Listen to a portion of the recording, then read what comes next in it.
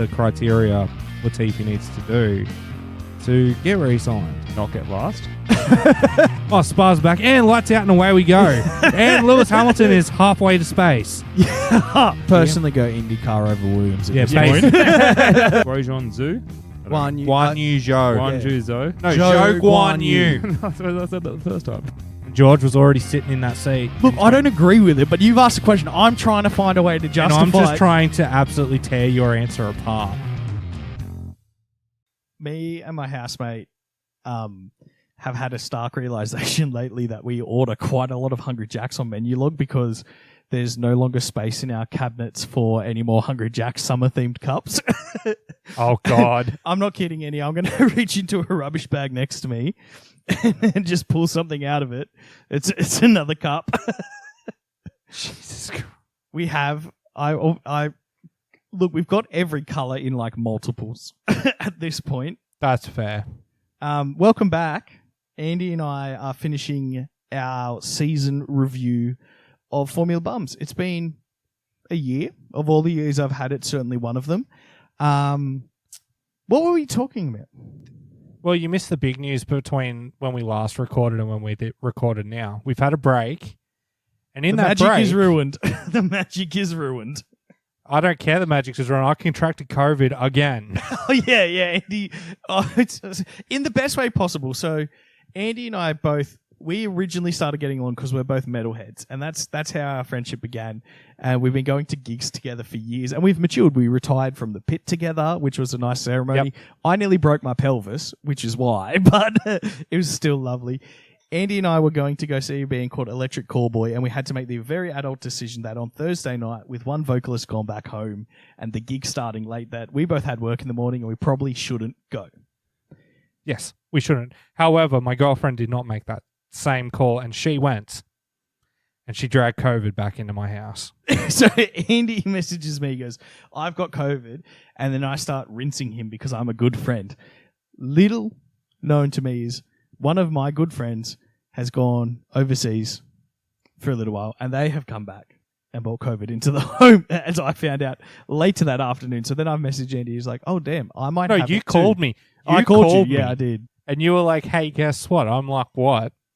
And you said, Ez has COVID. And I went, suck fucking shit, cunt. And just ripped into you like you ripped into me. Yeah. But And then you hung up on me. yeah, well, I had to do a test. But anyway, I have managed to steer clear of it so far. But, taking Lucky it pretty seriously. you. Taking it pretty seriously. Any other big news since we last recorded? There's been a bit of stuff going on with F1 lately, man. I'm glad we took a couple-day gap and we broke the magic. Yep. So the biggest news is the rumor that Charles has decided he needs clinical depression counseling for the next X amount of years because he's re-signed with Ferrari, apparently. No confirmation yet, but it's apparently through till 2029. Right. That's 6 years away. Okay, so I'm going to go say something that I think most people will think I'm insane for saying. But I need you to understand my track record with Ferrari when I'm going to say this. This is a brilliant career move for Charles Leclerc.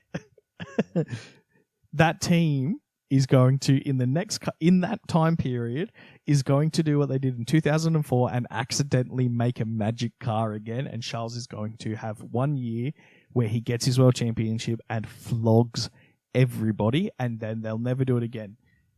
Everyone out there thinks I'm crazy. I am crazy, but I'm telling you, great career move by Charles Leclerc. Here's my initial thoughts on it. I don't want to hear them. If this is true, he better have had the foresight to put a break clause in for 2026. Engine deal, yeah. Yeah, if they don't fucking knock it out of the park, he better have a clause in there that says, if I finish below this position in the championship, I can break this contract and sign with literally any other team, because there will be teams lining up, chopping at the bits to get Charles Leclerc in their team. And that's my 2 cents on it. If he's done that, fucking brilliant move. If he hasn't done that, the therapy that man will need doesn't exist in this world. I just, look, that is honestly a very, very moderate take by you. We're I know. opposites today, because I went out for a hot one thinking you were going to go the extreme opposite and we'd actually balance out for once. And then you kind of filled my position. You went, yeah, look, it's fine if he does this one sensible thing. Yeah, if he's done the one sensible thing, because at the moment he's not getting into Mercedes in the next 2 years. I don't see him going to Red Bull. I don't think the Charles Max dynamic would ever work. Ferrari's the next best team. It is, really. Or Realistically. You do have McLaren and Aston, but they're showing glimpses. They don't have the tenure that Ferrari has in that position. Like, Ferrari's at their worst, we've seen them in quite a while, and they're still moderately okay, showing glimpses here and there. Like we said earlier in this episode, that this year has been a better run year and an okay car. Like, they're doing poorly, and they're still... I mean, they're the only team that beat Red Bull this year. They are the only team that won something other than Red Bull. And they're doing, and it's a pretty poor year for them. So that's what I mean. Like, yeah, he was never going to sign anywhere else. It's just what else is written into that document is really goes to show who came out on top, the organisation or the driver and his manager. And I dare say that Charles has come out on this on top. Otherwise, he wouldn't have done it. Yeah, apparently it's estimated around 50 million a year too, which is max money. And honestly, Charles is a max caliber driver on his day, which he's not having every week. Like Max is a max level driver by accident, chilling out at home on the couch. He just operates at that level of driving.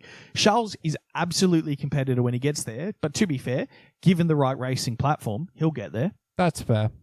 And the other huge news that has come out today, there's not much on it, so we'll only talk a little bit about it, is the FIA is currently investigating Toto Wolff for a potential conflict of interest due to the fact that his wife is the head of the F1 Academy series. So he would be privy to confidential information he shouldn't have. Oh, and look, there's nothing concrete on it, and I agree. We're not going to get into too much for it. I just do have one thing to say. And maybe cut this, actually. Yeah, in reality, I think they're going to investigate because, of course, they have to investigate. I don't think Susie would cross those professional bounds, and nor do I think Toto would jeopardize either of their career or their reputation in the sport by doing something like that. No, I don't see it. And Susie's come out today saying my integrity's been questioned, and I don't appreciate that sort of thing. Like, that was the I read that. It's that stock standard post that comes out when shit like this happens. Look, until more news comes out about it and the FIA does instigate any punishment, if any punishment is needed, then innocent until proven guilty. And for, I'm sure, a lot of people out there, yes, there is a Formula One Drivers Academy. You might have just learnt that today too. Yeah, it's for women drivers.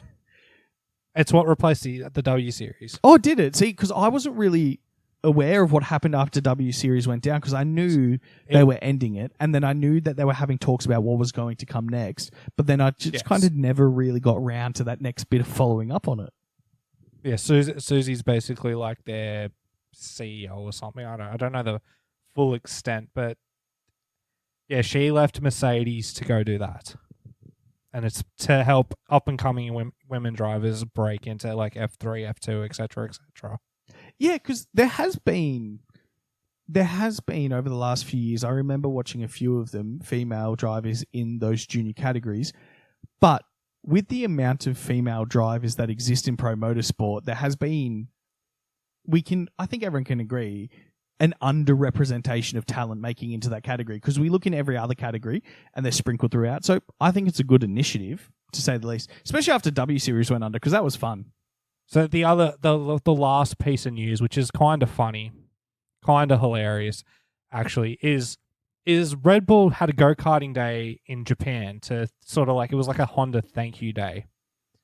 And Daniel Ricciardo channeled his inner Russell and it directly into Max Verstappen to prevent him from winning, only for Max to go on and win the damn race. Yeah, well, it's first of all, Max and Danny are best friends, so they're back together now, finally able to have fun. We've been go-karting. Like, I've done go-karting growing up with my brother. Me too. I always took him out. Oh, it's so much more fun when you do it. Do you remember? And like, you could see, there's footage of them in the pits, and Daniel's behind Max. And what does Daniel do? just starts ramming Max in the pits Yep. from behind. It's great. And then you can see Checo Max crashes. is like, yep. Oh, it was a great day, but it was great fun. And then they were picking on Yuki on the podium. Did you I was on me crashing into people. Remember how me, you, and Cam got together to do a couple races, and I just took Cam out at Monza, and he genuinely got upset. Remember when we did Monaco, and you're like, "How the fuck are you a second and a half ahead of us?" And then you see me cut the first corner. Oh yeah. Andy puts his car on pole, and me and Cam are like, he beat us by like. First of all, you were like 12 and a half seconds ahead of me, so I was like, I don't know how he did that. And then Cam was like behind you by a second, and Cam is very, very good on these racing games. Yes, Like very good. And we were like, how the hell did I you just do turned that? all the rules off. Yeah, and in the first lap, Andy just cuts like 3 corners, and we realized there's no penalties. We're like, oh, that's how he got a second on us a lap. So, it's yeah. more fun that way because you just charge it over the Novell chicane. Oh, look, honestly, I agree, man. Monaco's a heaps easier track to drive if it's not Monaco. 100%. Exactly. But- if you had NASCAR track limits, it'd be fine. Yeah, just on the one corner. Yeah. I love that at Coda. They're just like, yeah, we have track limits on turn 7. And we're like, why just one? Like, at that point, don't bother. Like, really, don't bother. Still You've got some great. predictions to go through, don't you, Yes, mate? so at the start of the year, you asked us to give you 3 random wildcard predictions. Now, I want to go through them and see how you think we did. Okay. So I hear them, so I can't give you an opinion. All I can tell you is we are dumb, except for one. And who was that one? You can take a guess. No, because So my first prediction, Right. my first prediction, and this is this is on our podcast in the 20-1 episode earlier this year. I said Daniel Rick to Red Bull confirmed before the summer break. I was pretty close on that That's one. close. That is 'Cause very close. He was in the fucking Tauri. AlphaTauri just before the summer break. So that's, you know what, man? He's in the Red Bull team. He's in the Red Bull family, I'd say. Yeah. The second one, Lawrence Stroll fires his son, and you put on top of that out of a cannon. I mean, I guess the only comment I have to make on that for both of us is wishful thinking, eh? Seriously? Like, wishful thinking. Well, think about his crash in Singapore qualifying. He probably shot out of a cannon in that. Yeah, true. That was a nice one too. Yeah, look, we all want it to happen. It's going to happen. I know. Eventually. Soon. Eventually, maybe, hopefully. We'll get there when we get there. So what's the next prediction? My final prediction didn't come true, and I'm thankful it didn't. It was Paul di Resta finds a way to get into the coverage. It's just after he got sacked. And Thankfully, that was a big deal for you too, man. because I fucking hate him. He's the fucking worst, and he didn't get in the coverage, so I'm happy with that. He didn't I like come that in. prediction. That's good. That's good. So your predictions, that's all. like 1.5 from 3, not bad. Your ones, though, I'll probably nail these. Paul di Resta and Nico Rosberg become a couple. Did we check that? They're clearly not. I mean, think Rosberg's married. I haven't seen that they're not a couple. That's all I'm saying. Well, the next one you were It's the next one, Schrodinger's couple. the next one you were close. Toto They and hugged. Christian Kiss. They hugged. They did hug. They hugged. So Hugs I'm close. taking half points for that. Your Because final one, they hated each other. the final one though, it was very ambiguous. You just Nice. said Daniel Ricciardo confirmed. Correct. That was your original prediction, so I made you elaborate on it, and you said Daniel Ricciardo confirmed as a Red Bull driver, and Max retires after his 3rd title. Can I take my first answer? I mean, your first answer is so ambiguous and yet correct, and I hate it. But my 'Cause he was elaboration confirmed. was not correct It's at all. nowhere near. No, it So- wasn't. I think overall I get a half point in total. Something. I'd say we both get a half point each. Yeah, no, you got 1.5. You nailed a couple of How did yours I 'cause get you- 1.5? Because I said Danny Rick to Red Bull confirmed. He went that to was half a AlphaTauri. point. Your second one was correct. What was your second one? Well, Lawrence Stroll fires his son. He didn't do it. No, he he should didn't. do The it. third one you were wrong on. Yeah, so no, half point each. That's pretty So, good. yeah. Considering how crazy the predictions were, getting at least half of one correct is actually pretty good. Like if we went, oh yeah, Max to win, Mercedes to do well, I'd be like, yeah, of course that's you get 2 boring. out of 3. We That's said boring. some cooked shit and still managed to scrape together a victory. And that should honestly just be the tagline of our show. Yeah. Well, here comes the fun part of the show. Oh, To round out the year, some awards. we have Andrew. we have to give some awards because every Formula One or podcast gives awards at the end of the year. Do we? I haven't told you about this, but I have an award for presenter of the year. Is it David? Because No. he didn't turn up this year. No, it was Reese because he also didn't turn up this year. But I like the way you're thinking. We fired Dave. So that's fair. So did you? We didn't. He's just super busy, and he's out there living a He's good way life. busier than us. He's Way busier than and us. heaps smarter. So's Reese too. Actually, that's why he's not here either. So this will divulge very quickly, but I'll give you a minute to think of an answer if you can't already think of one. So the first award is for the worst race of the year. What do you think it was? Because I said Miami. Yeah. I'm going to also say Miami simply because I can't tell you anything that happened at Miami. Yeah, neither. I know Max won. That's about it. Nothing happened, and it's awkward and it's weird. Best race of the year. Oh. I had to toss the coin for this, but I'm saying Singapore. Okay, so you're Singapore going... was really good. Singapore was really good because Max was nowhere near the front until right at the end. And I like that. Max had to fight for it. Carlos big-brained it.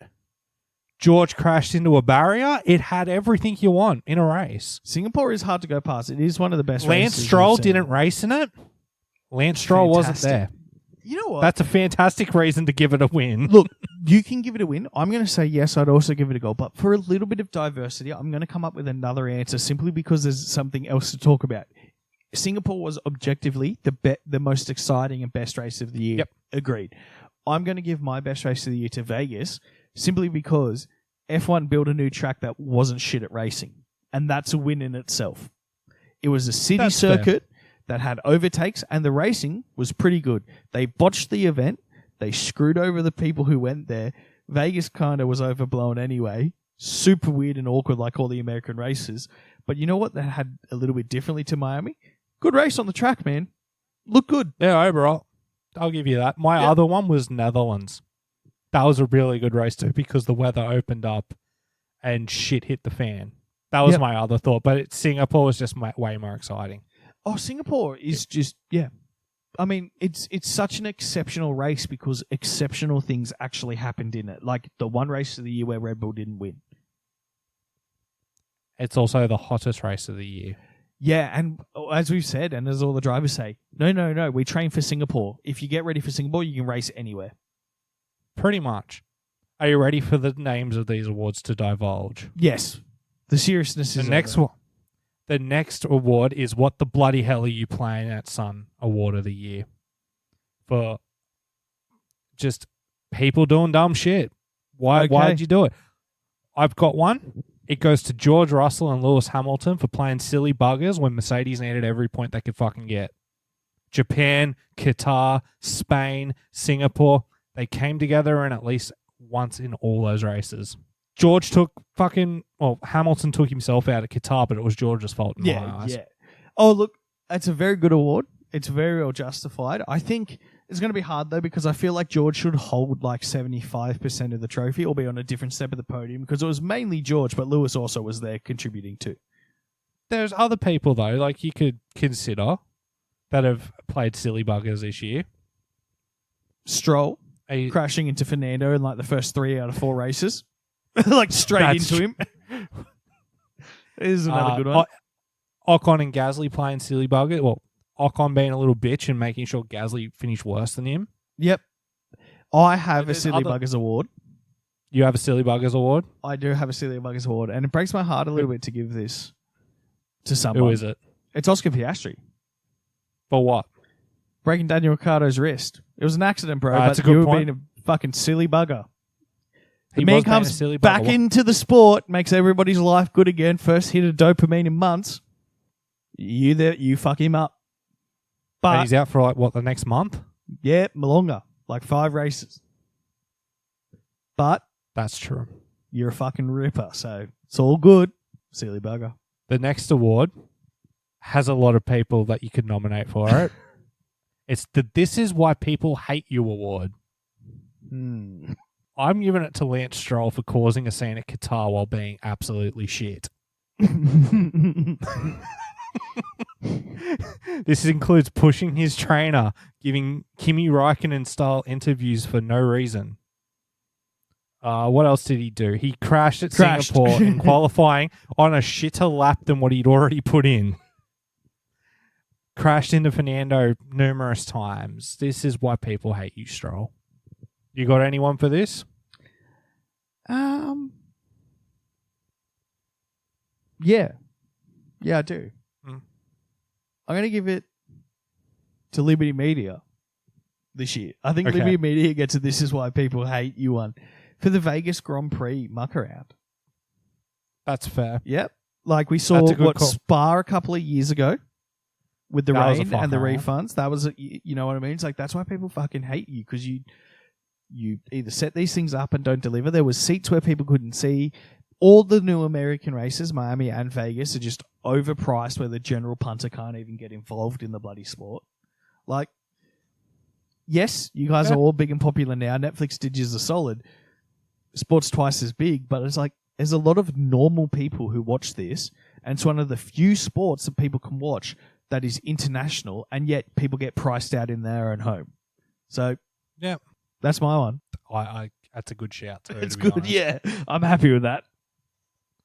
The next award is the I want to crawl into a hole and forget I exist moment of the year for the cringiest thing you can think of from Formula One this year. There's only one moment for me. Is it The MGK? Las Vegas. No, it's the Las Vegas podium. That was fucking awkward as shit. And I hated it. I hated the whole podium. Mine's MGK on the grid walk in Brazil, Yeah. I It think. was in Brazil. Yeah, Yeah, it the was. air guitar with Martin Brundle was the most... Oh, dude, I that's was so sweating. cringe. I couldn't deal with that. I was not coping. That's fucking funny. Oh, it was just... This- It was horrible. Horrible. Was Megan the Stallion this year as well? She might have been this year Yeah, too. Monaco maybe In somewhere. Miami. Miami, that one. Yep. Her security guard, like, dude, just cringy as fucking hell. You're bullying an old granddad. Let him just walk around with his fucking microphone. Shout out to Martin Brundle for trying to give us good content. Yeah. Yeah. Yeah, because Crofty's doing fuck all. The Sigma bastard moment of the year was someone just having the balls to do something completely badass. Badass moments this year. What are you thinking? I don't know. I can't remember anything in particular off my head that I was like, well, that was nuts. What do you got? Carlos Sainz using his big brain and telling Ferrari to fuck off when they were like, get out of DRS with Lando. And he's like, no, I use DRS, keep Lando in check. And then he wins the race. You know what? It's In hard to Singapore, go past that. That's very where hard to he's- go past. It's just such a fucking big brain moment. The only other moment I can consider is Fernando Sigma Alonso watching the TV while he's meant to be driving at 300 Ks going, oh, that was a nice pass by Lance. I think I have a different one. Was it this year that Alonso came on and told them what Lance should set his brake bias to? Yes, that was this year. Was that this year? And then Lance crashed? Yep, that was Baku this year. Yeah, that's my absolute badass moment. He's like, tell him to set his brakes to this, and then he crashed. Yep. That there is just Wonderful. straight up the best. Literally taking your teammate out by bad advice. The Paul di Resta Memorial Asshole of the Year. Lawrence Stroll. Oh, I have George Russell for being George Russell. I have Lawrence Stroll for fucking not doing what needs to be done. Just send the email. Just send the email. We know you're not going to talk to him. No, just I've text got a it better to one. him. Send him a text message of a pink box and a slip of paper. Pink slip him. Yeah. Pink slip him like that. It's a text message with 2 emojis. Lawrence doesn't know what an emoji is. He has no idea what an emoji is. His assistant would. Yeah, it's true. Yeah, as if he'd text. Have we got any more awards? One more. Oh, yes. And it is the final award, and it's the most important award. It is for driver who isn't Max Verstappen of the year. Because I can't have a driver of the year because it has to be Max. True. So let's make it more interesting. Yep. No, I've got a pick. I'm very happy to announce. I want to hear it. Oscar Piastri. Why? Came into the team, had spent a year on the sidelines under a different system, hopped in the car, was very, very close to Lando Norris. The car was pretty crap. As the car started to get better, he was very, very close to Lando Norris. Took a couple of podiums, had a really, really good rookie year, represented the country well. All good. I think he was fantastic, man. Like, he's got what it takes to win a world championship. It will just be where he sits in a car, I think, will be the deciding factor for him. But he's going to go on to have just an absolute fine career being good at the sport. And he's got a good head on his shoulders too. Like, he dealt with everything fine.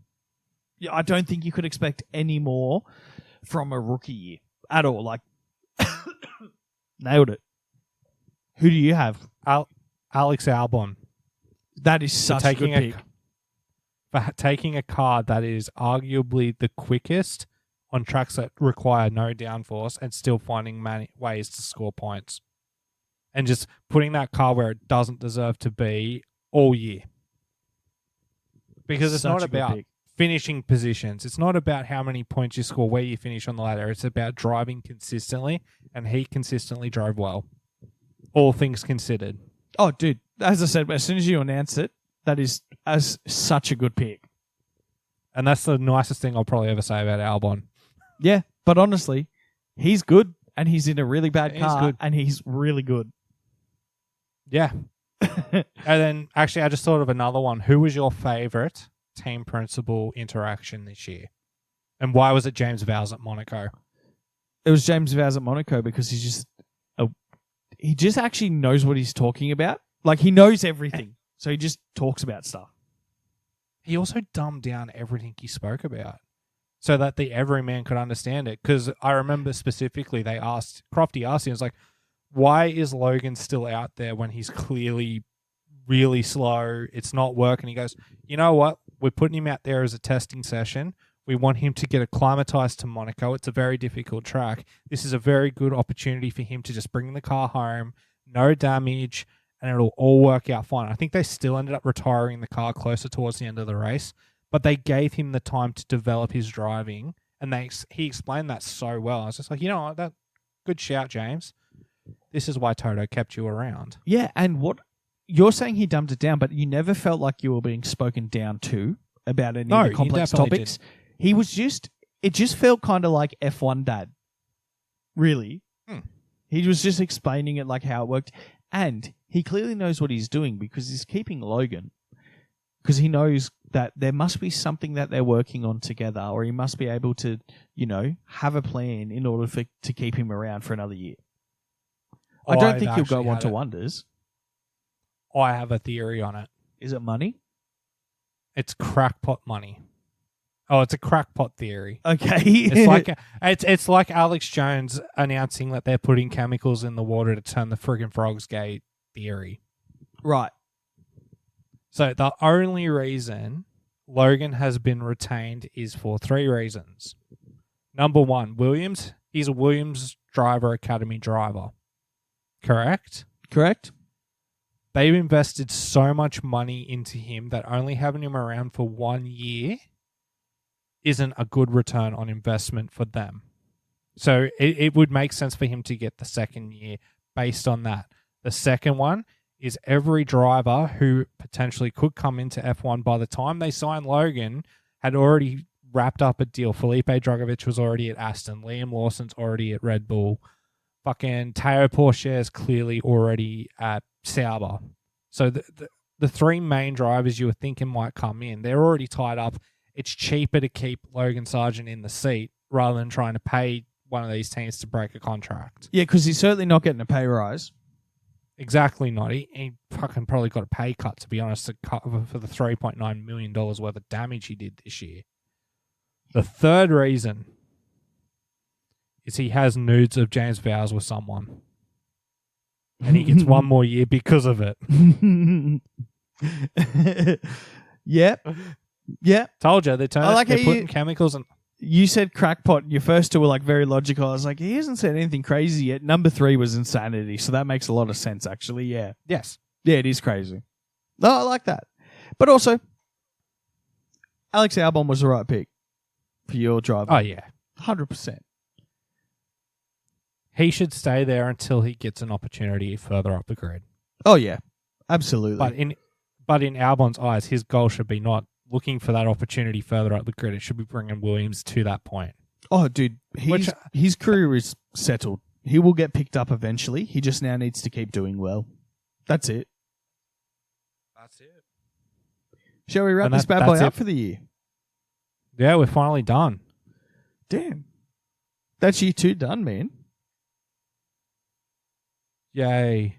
We'll see you next year. Thank you so much for listening. Yeah. For more craziness.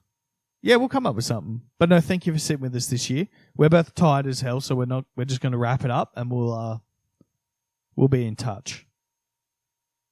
Around February next year. Yeah, around February. When they turn the F1 cars on again, that's when we wake up. See you then. Yeah. See ya.